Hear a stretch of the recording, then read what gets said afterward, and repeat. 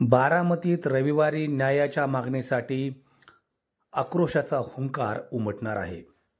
बारामतीत रविवारी 9 मार्च रोजी सकल मराठा समाज आणि मराठा क्रांती मोर्चाच्या वतीने बीडच्या मस्साजोगचे सरपंच संतोष देशमुख यांच्या हत्या प्रकरणी न्यायाच्या मागणीसाठी आणि घटनेच्या निषेधार्थ मोर्चाचं आयोजन करण्यात आलं आहे।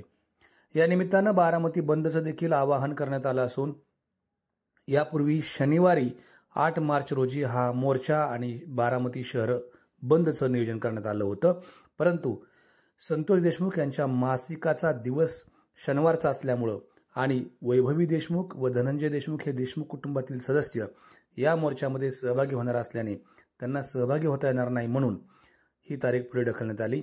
आता रविवारी हा मोर्चा होणार आहे।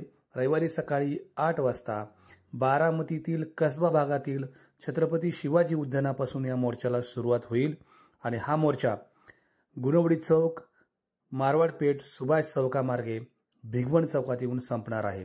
भिगवण चौकात याची सर्वधर्मीय निषेध मोर्चाच्या निमित्तानं जाहीर सभेचं आयोजन होणार असून या ठिकाणी प्रातिनिधिक स्वरूपात काही युवती या मोर्चातील मागण्या स्पष्ट करणार आहेत।